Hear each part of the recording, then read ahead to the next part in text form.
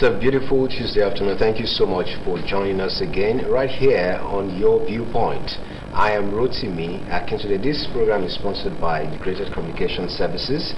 And of course, what we do on this program is to encourage moral values and provide possible solutions to societal issues. Today, we're looking into toxic relationships. And of course, we want to look at how to deal or handle relationships that are toxic.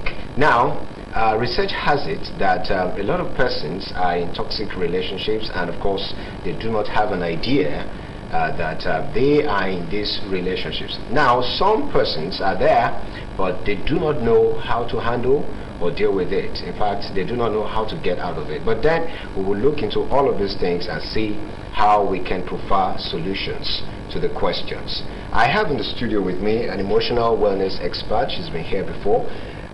Titilola Olufemi, thank you for joining us again. Thank you. Good to be here. I also have a reverend and of course a relationship counselor.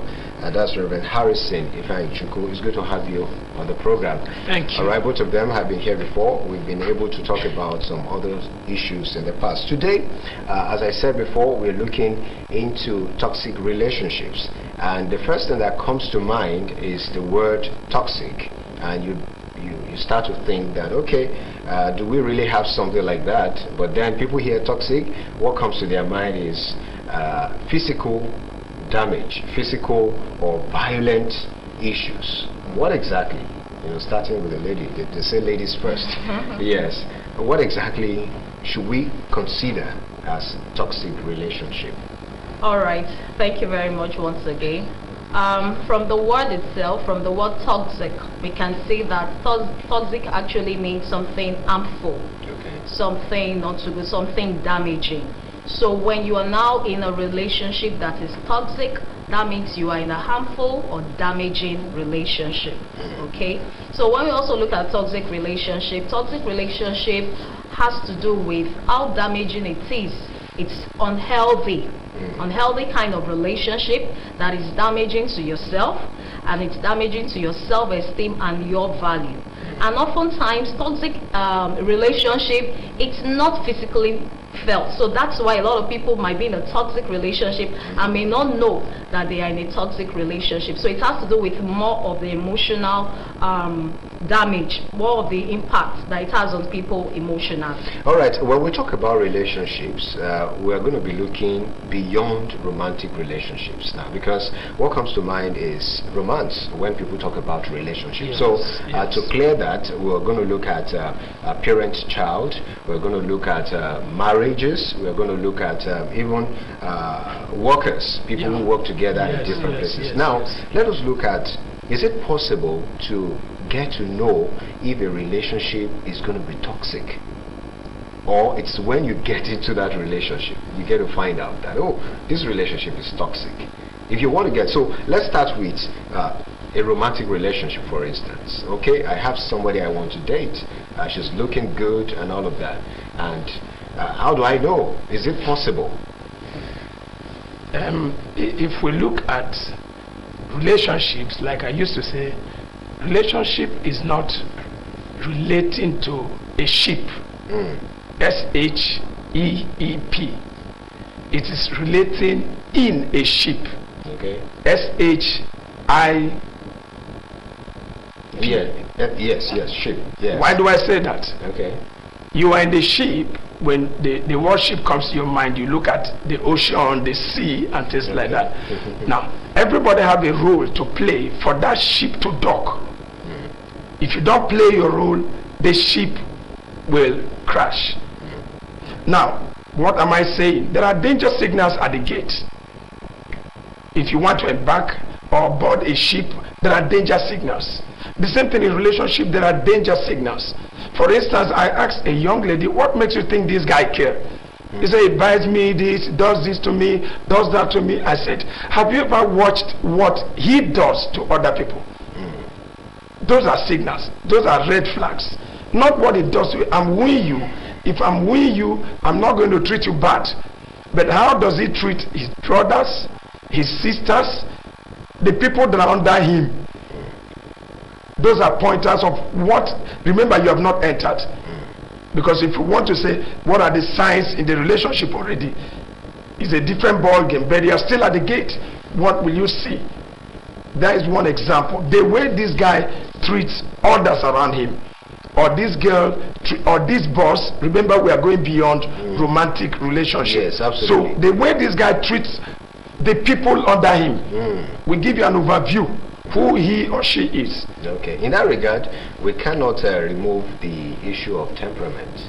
Now, when you say you're looking at how he treats people outside, the person he or she wants to, get engaged with. What about a case whereby... Sorry, not the person he wants to get engaged with. Yes, somebody you want to date, you want to be with, somebody you want to love, you want to... The person I'm talking about is, I want to date her. Okay. If she wants to look for danger signals about me, what she should do is, she will look at people that I have power over. My younger sister. Yes, that's where I'm going. My mother. Yes, absolutely. What I'm trying to say now is that I'm trying to look at temperament, people's nature. Okay. The way people react. You see, most of the time we talk about, oh, that is me, that is you, that's how I behave, that's how I talk. I don't mean any harm. What do you have to say to that? The 4 major temperaments are actually works in every life. 4 of them. The sanguine, the melancholy, the choleric, and the phlegmatic. Now, if you look at those temperaments, we have different shades of them, and it can be learned. The 4 temperaments can be learned. Somebody say, this is me. There are 2 types of app on this phone. The downloadable app and the system app. The system app cannot be deleted. That person saying, this is me. But it can be upgraded. That person can upgrade that him that is toxic. Which means I went to school, I went to seminars, I am going to learn things that will make me better. To make me a better me. There is always a better me.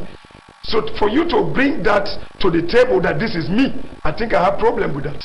Because that system app can be upgraded to something better. If not, the entire phone will crash. All right, let me go to Titelola. Let's look at types of toxic relationships. Let's look at a number of relationships that will have, those signs, the slightest signs of toxic relationships. What are those things that you should look out for? If, for instance, you are in that relationship already, whether you are in a romantic relationship or you're working with someone who is a boss, so to speak. Most of the time people get damaged emotionally. That's true. Working for people, but they cannot talk about it because that is where they get their money. And as a result of that, you talk about it, it becomes a problem. In fact, it's part of the issues we have when it comes to rape. But that's another kettle of fish. So let's hear from you. Okay, I'd like to start with the fact that some people are toxic. I may not even know that they're actually toxic. Because if you're going to point out to someone that is toxic, you must also look within yourself and ask yourself who you truly are. And that's where self-awareness comes from. When you are self-aware, you are able to know your kind of person, and that's where the temperament, the personality comes in. So we have different people that has personality disorder.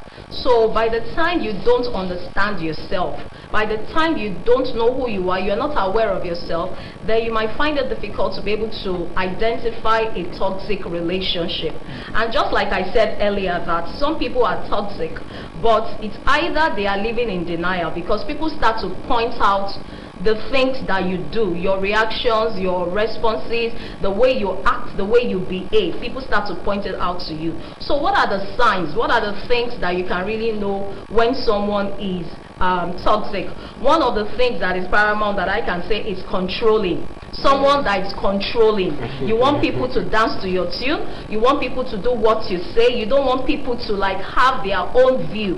You just want everybody to just bow to you and just obey you. So by the time you begin to see someone that you are in a relationship with, and just like we said, it's not just a romantic relationship. It has to do even from parents to children, colleagues in the office, even at times in the religious places.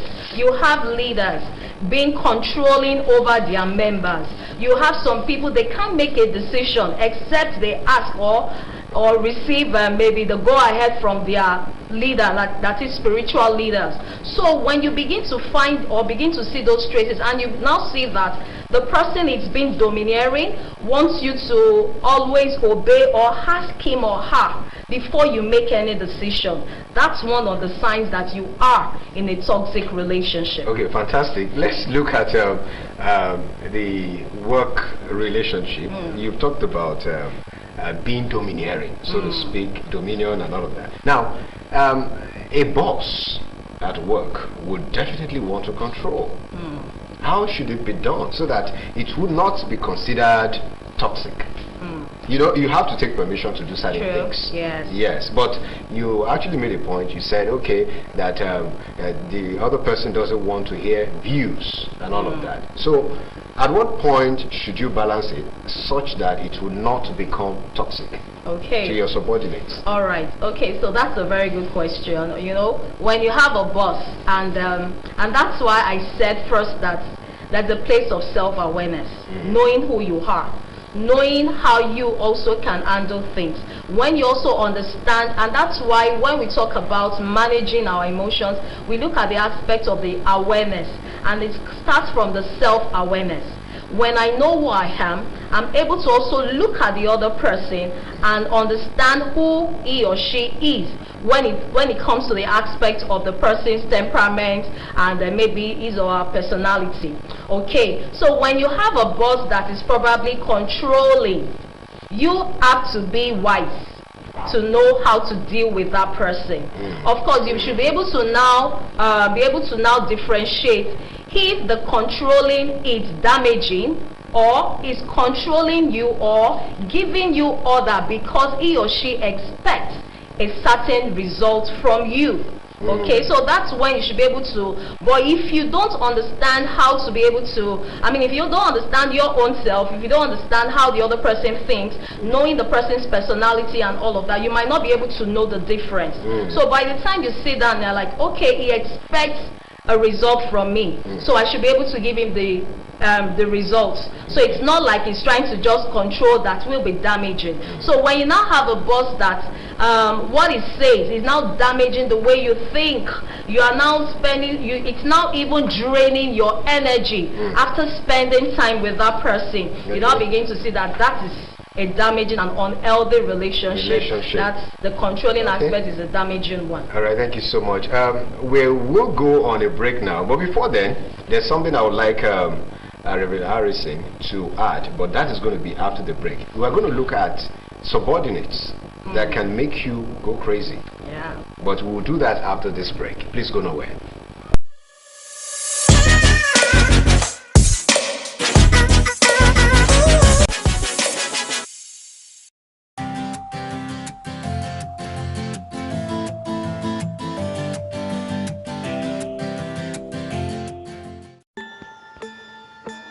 Did you know that learning a digital skill can increase your chances of landing a high-paying job?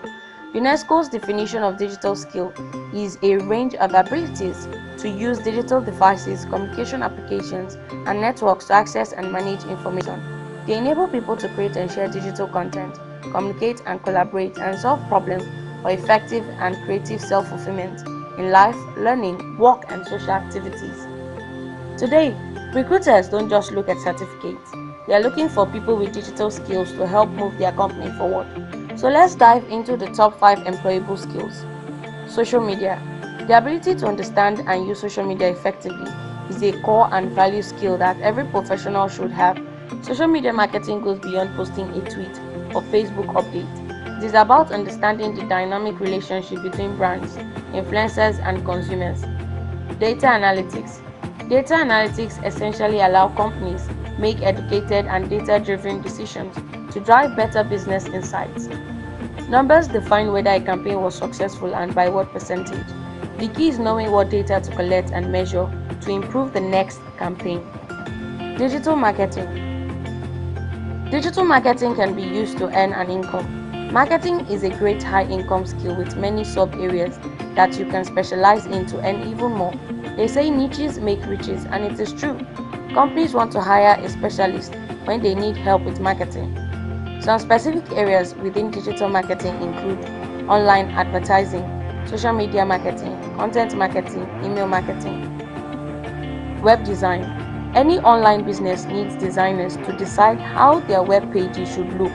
So if you are interested in technology or web business but don't want to learn to write code, you could consider learning web design instead. Web designers earn a lot of money both in Nigeria and overseas, so I consider it a high-paying skill if working in tech seems interesting to you. Graphics design. A graphics designer creates posters, bus wraps, billboards, packaging, logos, and marketing materials depending on the industry. Graphic designers work at magazines, advertising and marketing agencies, and more.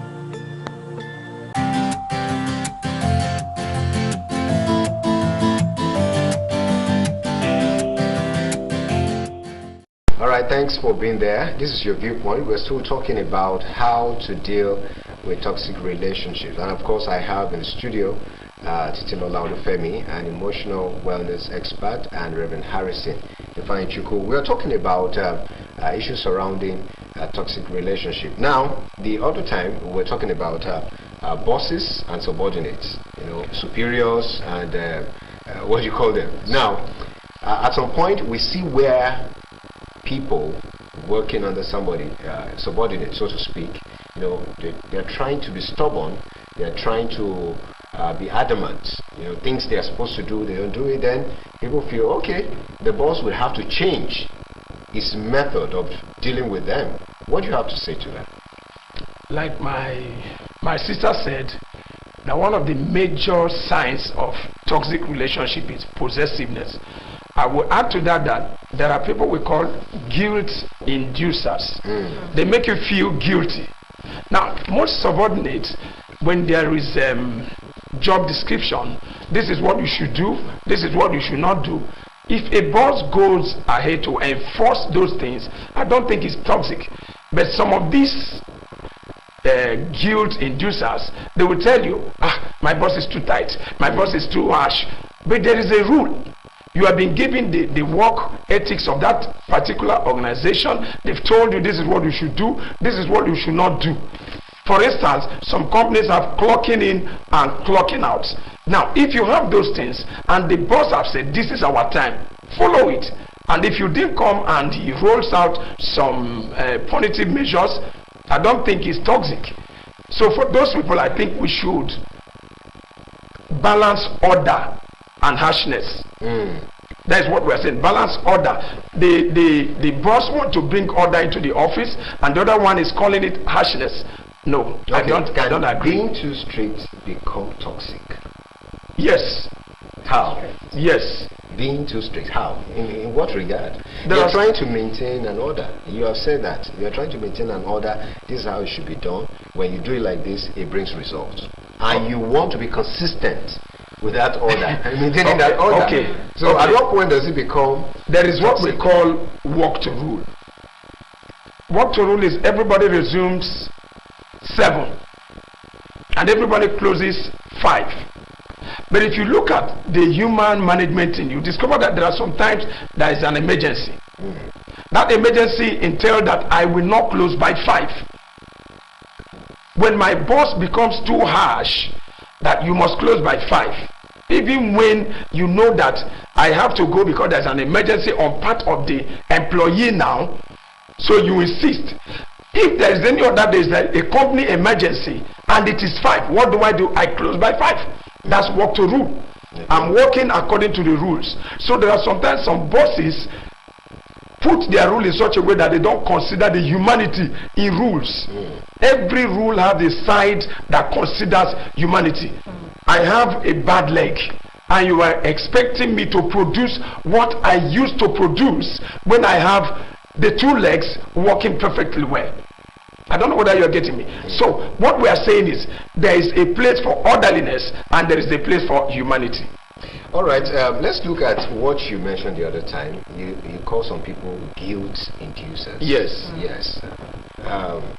Tito Lola, what you have to say to that? You're an emotional wellness expert, and this would have something to do with emotion. Yes. How does it work? Okay, so when you look at that word guilt in due sense, these are the kind of people that make you feel less of yourself. They make you feel like you are not doing enough. They make you feel like what you have done, it's even when you are right, even when you have done something right, even when you have obeyed every rule, they still come to make you feel like you have not done enough. What if you have not done enough? Okay, what if And you they are not tell done you enough? you have not done enough. That's a different ball Then game. that's not making, yes. So it is when you're doing enough and they make you feel you're not doing You are enough. not doing enough. Okay, so when you begin to, when you now find someone that is now putting you in that state, even when you know that you have done all your best, you are putting all efforts to ensure that the work is being done, and they still look down on you. They still look like, you know, all of this thing can stem up from maybe envy or jealousy. Okay, so when you begin to have someone, you know, a subordinate can have a boss that is jealous of him or her, probably because of the way you work, your work ethic. You know, you have this touch of excellence in your work, and probably the boss does not have that kind of touch. So even when you present something, and to you, you are like so joyous that, oh, I've done my work, and you present it to your boss, and your boss is still saying, no, there are still some things to still do here. You have not been able to cross these T's, you have not been able to dot these I's, and to you, you are like, you have done all your best to ensure that it's been done. So when you begin to see people like that, then you begin to know that, no, this relationship, it's a sign. It's a sign. All right, let's take it to homes. Let's take it Okay. to the family setting. And I don't know if you both will disagree with that. What I want to talk about, and that's the issue of submission. Okay. You know, Okay. submission at home. Okay. As a reverend, what is your position on submission at home? You know, the man is the head of the house. At what point does it become toxic? At what point does it make the marriage toxic? I read a book many years ago, She That Must Be Obeyed. It's a novel, a very long time ago. Now, nobody should be she that must be obeyed. Nobody should be commander-in-chief in the house. You said submission from the Christian Bible. Yes, That I'm asking same you place- as a reverend. That place that submission was written, Yes. the first thing that was written is, submit therefore yourself one to another. There is a mutual submission. And if we want to take it, wife submit to the husband, there's an injunction to the men. Men, love your wives. Love them to submission. The truth is, when you are saying submit to me, have you loved the woman enough for her to submit to you? That's the truth. So we have to tell ourselves the basic truth, that submission is relative to how you love this woman. The same thing, love is relative to how this woman submits to you. So we should come first. Both pari passu. Can both come at the same time? Yes, the woman should be doing her own, the man should be doing Lola, his as own. an emotional, you know, emotions cannot be different at the same time. Yes. Can it be? So what I'm asking that is it possible to have both of them do those two things at the same time? Okay. As an emotional wellness expert, is that possible? We should come first. You said both should come first. What is your take on that? Okay. For every reaction, there is an act. Okay. So if both wouldn't come together, why am I expecting something from the other person? So if the other party is not ready to give, so why is he or she expecting from me? So I agree with the fact that they have to go together, because when I understand my own role and you understand your own role, we are two individuals. Yes, when we talk about maybe married couples, yes, under the injunction of God, they are now one. However, we are still different entity. So will you play your part while I play my part? Then we'll meet at the center point. All right. Remember, you can be a part of the discussion by dropping your comments on our social media platforms on Twitter, Facebook, and Instagram. And of course, you can see some other episodes of this program, Your Viewpoint, on that platform, on those platforms.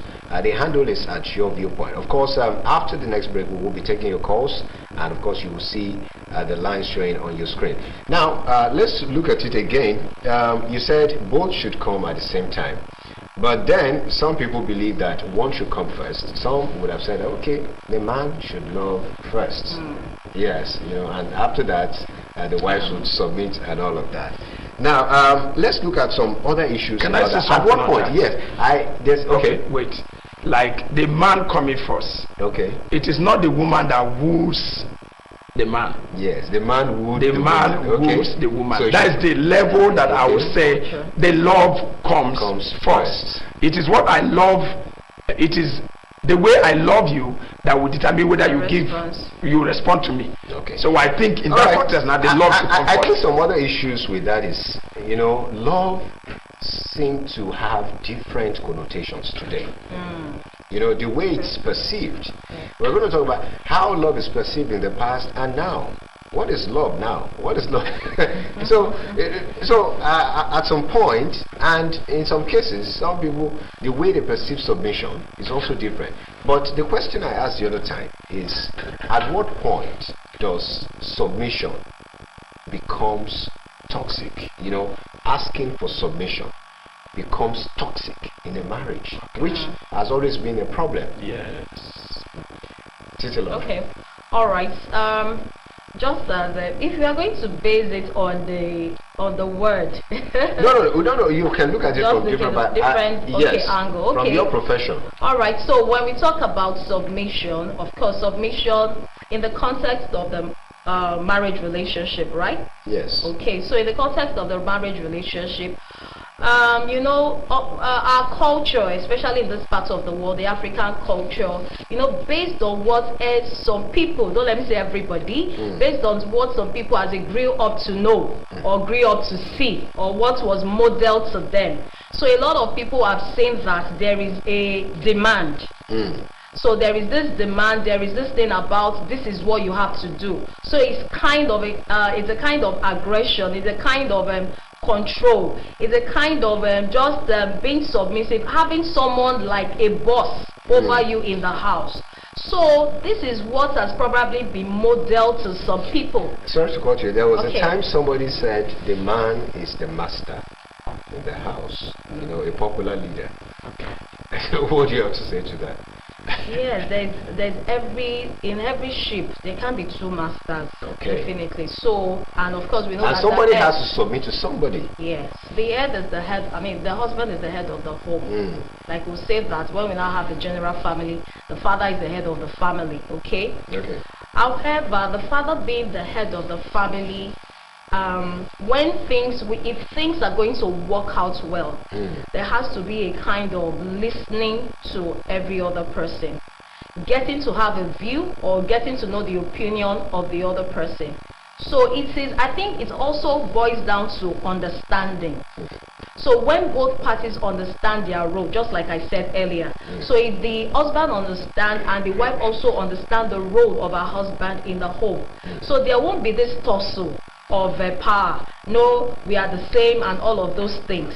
So that understanding helps the family or helps the couple to be able to submit. That is, maybe the wife submitting to whatever it is that the husband has given as maybe a rule or injunction in the family. However, you know that we are in different generations. Yes. So generation after generation, things are changing. And you see the way some people, when they now come together, they give it their own understanding, their own definition of how a marriage should be like. So you have the husband still as in asking for his wife's opinion about something before making a decision. That does not make him less of a man. That does not make him less of himself. But understanding the fact that we are two in this boat. So for this boat to go in the right direction, we have to cooperate. We have to do it together. Okay? And maybe these are some of the things that it's not obtainable maybe in the past, or maybe looking at maybe our parents in the past and all of that. Of course, not everybody, not all. In-laws at some point can say, oh, you're not a man. Okay. You have to tell your wife everything and all of that. Yeah, that's where the place of understanding also comes in. Exactly. And the man owing the fact that this is my home. Yeah. This is my jurisdiction. All right, let's look at parent-children. Parent-children, you want to train your child. You don't want him or her to get sport and all of that. At what point does it become toxic? Parents and children. We still go back to the controlling behavior. Every child is unique. The problem we have is that our parents, number one, they want to correct their mistake through their children. Because of that, they push them beyond their limit, beyond their capacity. Number two, parents think that their children own them, that they own their children. Okay. O-W. Yes, yes, they own their children, but they don't. Okay. No, they don't. They actually steward. That's why the Bible said, train up a child in the way, T-H-E, specific way. Each child has his or her own way. But most times, parents try to force. For instance, let me give you an example as I round up.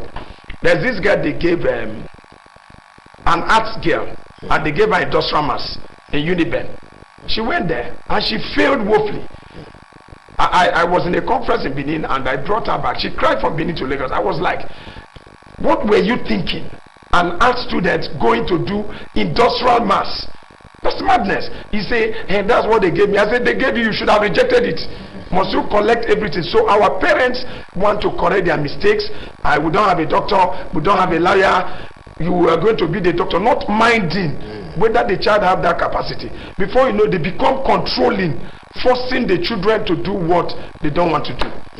All right, thank you so much. You've been able to explain that. Let's look at relationships, romantic relationships now, whether marriages or dating and all of that, where the other party is passive.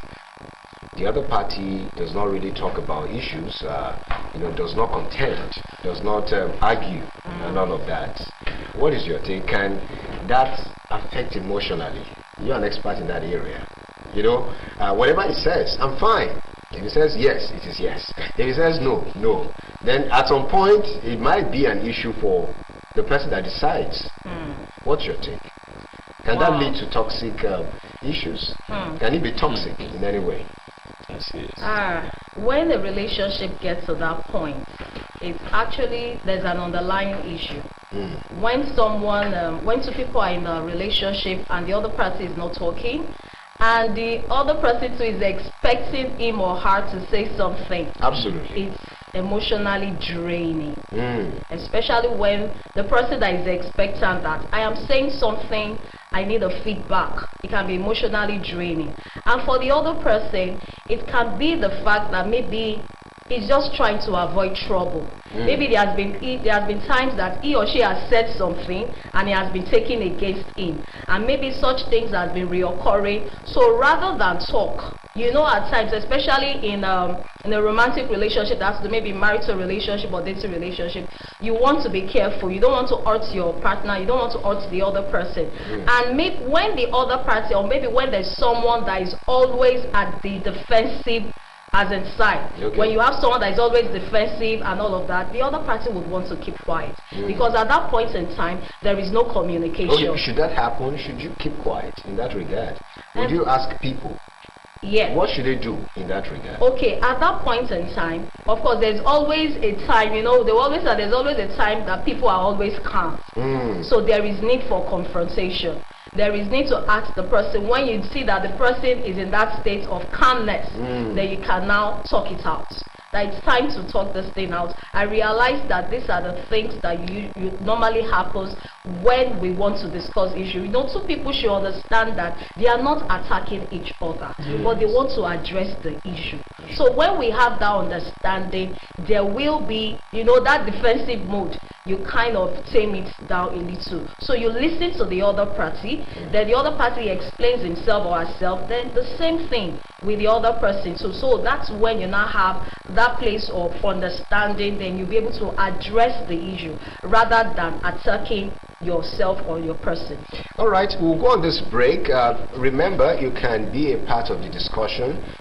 When we are back from this break, you'll be able to call in and, of course, send in text messages to the numbers showing on your screen. We have something for you in the world of sport, and right after that, we'll take you to the streets where people had something to say about toxic relationship. We'll be back. Please go nowhere.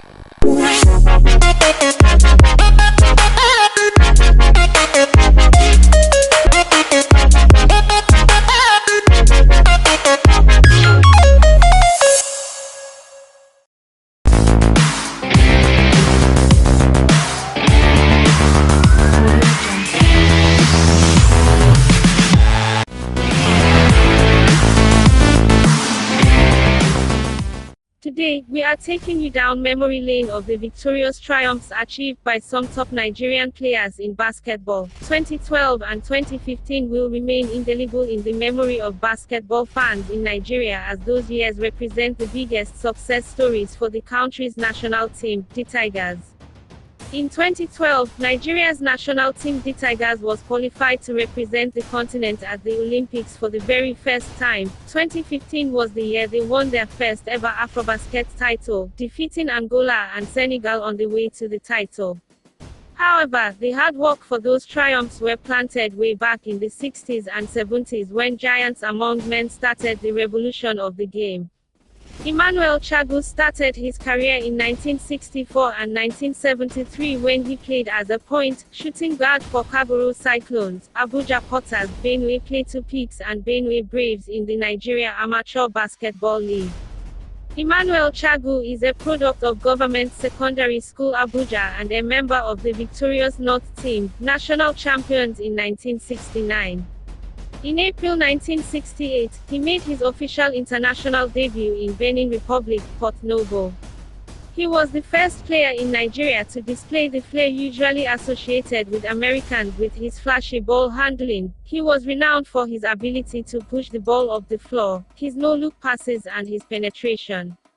Although the last days of Chagu's career was seemingly interesting as he had his final game for Nigeria at the second All-Africa Games in Lagos, Nigeria in 1973. Joe Garba was a recognized officer in the Nigerian Army and could well be credited with the title of Father of Nigeria Basketball, because of the roles he played in developing the game both as a player and as an administrator. Garba became the president of the Nigeria Amateur Basketball Association (NABBA) in 1970, and this opened up an opportunity as he revolutionized the game. In 1971, he invited American stars Oscar Robertson and Kareem Abdul-Jabbar to Nigeria, further enhancing the popularity of the game. In the book Basketball in Africa, written by Salvatore Badarim, Garba was listed as Nigeria's best player. In 1965, Garba was the star of the Nigerian team which took part in its first international tournament in Fernando Po, now Equatorial Guinea. Yomi Sangodeyi joined the Nigerian basketball scene after the likes of Adelanwa and Habibu Obandake. Yomi Basket remains the country's first and best center of the modern era. He was also Nigeria's first full-time professional basketball player. The story of Hakeem Olajuwon, without doubt Nigeria's biggest ever basketball star, will not be complete without a recital of the impact Sangodeyi had on his career. A shy and unassuming young Olajuwon learnt his ropes as the protege of Yomi Basket at Ogun Rocks.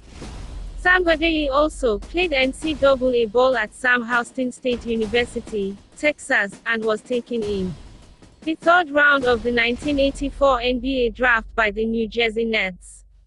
He is presently in retirement in Brazil. Hakeem Olajuwon. Hakeem Olajuwon is without doubt one of the most successful basketball players to come out of Africa. Hakeem's luck shone bright when he was drafted into the junior national team, where he was seen by an American scout, who recommended him to Coach Guy Lewis of the University of Houston. That moment defined his career into basketball. The Houston Cougars, as the college team was called, made 3 trips to the NCAA Final Four with Olajuwon, but lost to consecutive finals in 1983 and 1984. Still, Olajuwon was named the 1983 NCAA Tournament Player of the Year, even though he played for the losing team. Houston Rockets made him the #1 overall pick in the 1984 NBA Draft, and he led the Rockets to back-to-back NBA championships in 1994 and 1995. In 2008, he was inducted into the Basketball Hall of Fame, and in 2016 he was inducted into the FIBA Hall of Fame.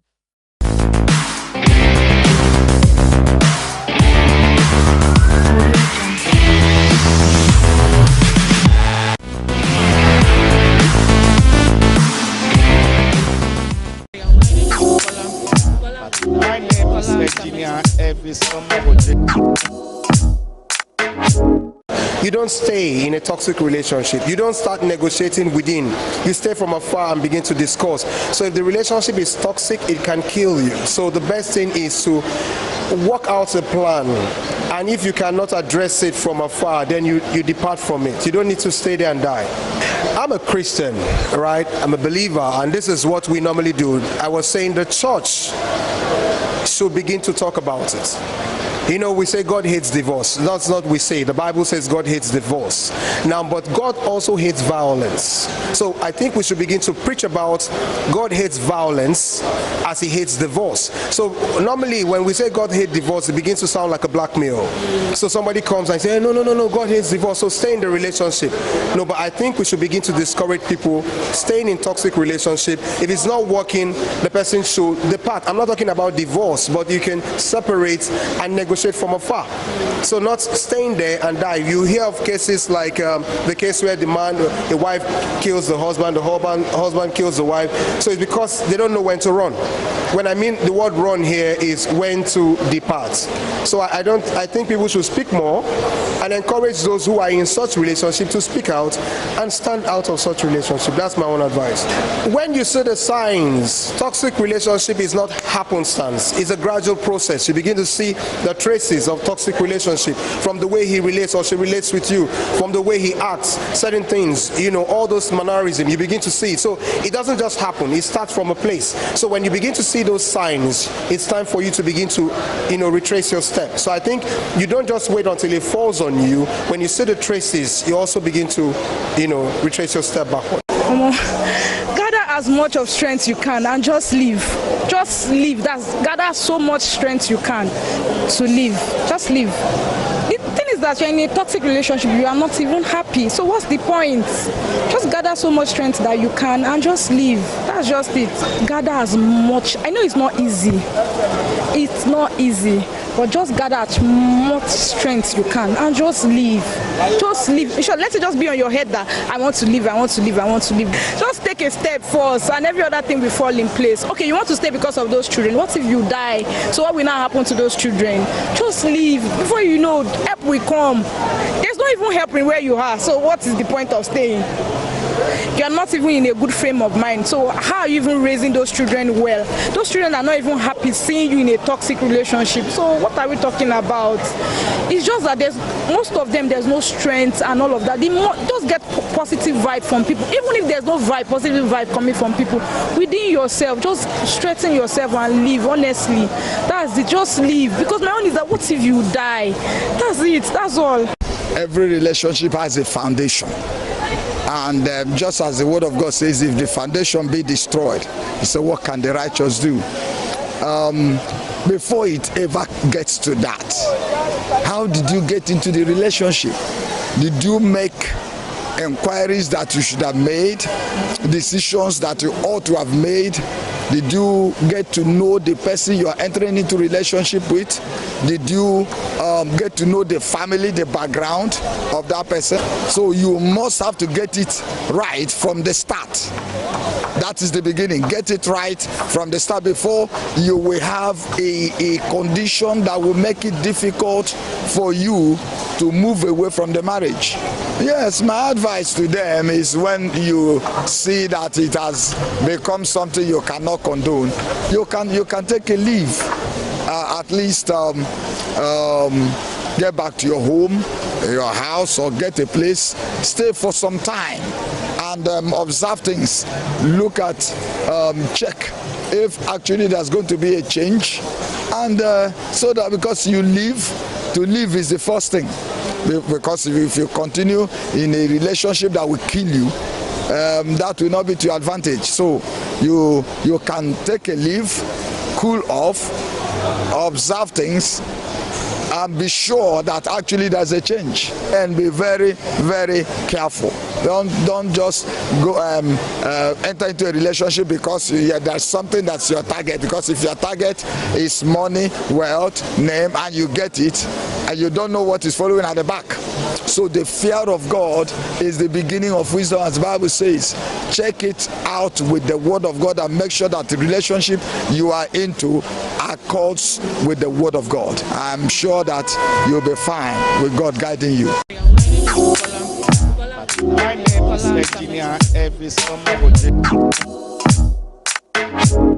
All right, thank you so much for being there. We're still talking about how to deal with toxic relationship. Remember, you can join the conversation by calling the line showing on your screen. Remember to tell us your name and your location, and of course turn down the volume on your TV set. Now, the other time we were talking about a number of things. This time around we want to look at why people still stay in toxic relationships.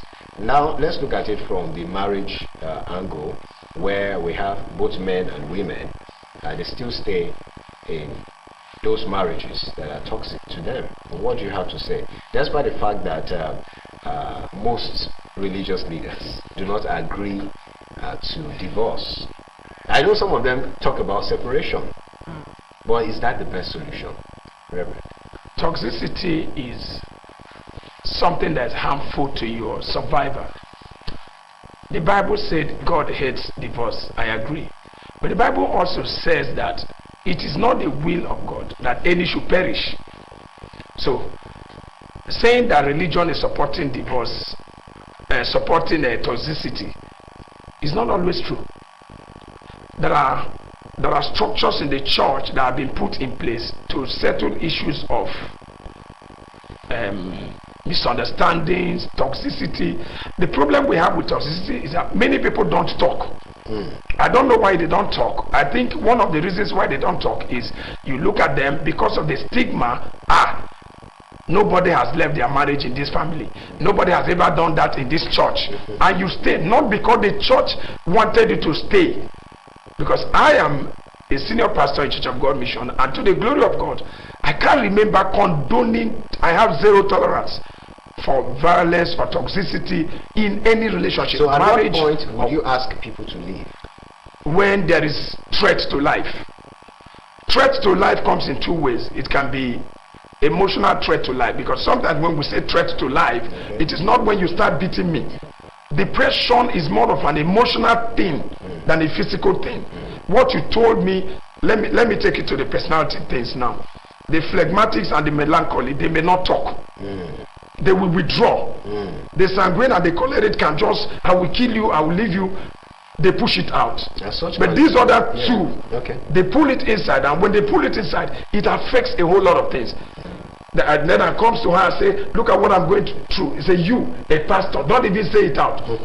I bottle up. And before you know it, the person is dead. So what I suggest is, when it comes to the level of threat to life, threat to your emotional wellness, threat to your physical wellness, the best thing to do is separation. Leave that toxic environment and be trying to settle it from a distance. Not staying in that, because one day you just wake up. I have a video on my phone. The guy was just sitting down like this, drinking what he was drinking. Before you know, he carried fuel and poured on himself, light himself up. You think that is started? No. But if somebody can do that, is it still possible that solving some issues at distance would work? Yes, it will. Solving it at distance, I mean, why I'm asking to people. This is because, some people still think of what that person is doing to them. They know they are still entangled to that person, even if it's not physical. But emotionally, they are not okay. In fact, that lady has been beaten and blue, black and all of that. and we are asking them to separate. Yes, they are living apart. I'm sure that is the separation you are talking about. So my question is, will that still solve the problem? Separation is not living to go and stay and do nothing. Okay. When I say separation, when you are separated, you are looking for help. You go for counseling. It could be mutual counseling. It could be personal counseling. Okay. That is when I say individual counseling. Now that is you go differently, and the counselor can invite both of you. So what we are saying is, you don't just separate and stay. You separate and look for help. When the help you're looking for is not working, you can look for a permanent separation. So far, it's threatening your survival ability. All right, some girls will say, I'll push this to the cellular. Some girls will say they prefer to cry in Lexus SUV, Mercedes Benz and all of that, than to smile on keke or bike and all of that. Trying to say that they prefer somebody who is rich, even if that person is toxic. What's your take on that? And that's why we see a lot of stories of people dying and all of that. Okay, so that comes from the fact that lack of good self-esteem. Not knowing your value, not knowing your worth. Believing that it's only money that can give you your life meaning, and it is riches that can add value to you. So that stems from the fact that a lot of people don't understand their worth. So if you know your worth, you won't stay in a toxic relationship all because you want to smile or for the Instagram and all of that, and you want to just pose and just have your pictures Instagram everywhere. and Facebook in-laws. Exactly. So you have the social media as your in-laws. Wow. All right, let's quickly take some messages here. Fibo Obioma says the truth is bitter, but women suffer the most in toxic relationship. They are held spellbound. My religion, my family, society to stay put in the relationship. It is a pity, but I pray that God gives women who are in a toxic relationship the strength to find their voice and exist such a relationship. Chidera says, in my opinion, women need to wake up and stop becoming collateral damages in toxic relationships. Ladies need to set standard for themselves before getting involved in any relationship. Study their partner very keenly before being fully involved in a relationship. Churchill says, I think parents need to teach their children, both girls and boys, but particularly boys, how to treat a lady, and the girls how she should be treated by a man. Some parents are the cause of this toxic relationship that we are talking about. All right, what's your take on that? That you need to train your boys on how to, they have this orientation that yes, I'm the man of the, I'm the boy, I'm the, in fact. Okay. Yes, I was going to say seconds. that. Thanks, at least thankful for those that came in with those texts about the fact that a woman, before going into any relationship, you ask yourself, what value am I taking into that relationship? So when you know the value you are taking, the guy or the man that is bringing you in will respect you. Okay. So when we now look at the fact that a lot of people, things are actually changing because of the awareness now that we need to train the boys. Then you see the boys, they are in the sitting room, their legs are on the table. So it's the girls that are actually being trained. Even when it looks like maybe let me put it like they are suffering, suffering like that in quotes, but they are actually taming them or training them. Even when you see some people that maybe they are live-in maybe guests, and they are now allowing the girl to work more, maybe your sister, your niece or whatever, you are training, unknowingly you are training the girl. And that's why you see women today, some women, they are multitasking. They can do a lot of things. But we have the men, they just want to sit down and lounge. We have said a lot about this topic, toxic relationship, how to deal with it. Thank you so much for being a part of the discussion. I want to thank my guests for coming on the show. Thank you for having me. Be sure to join us next time, same station.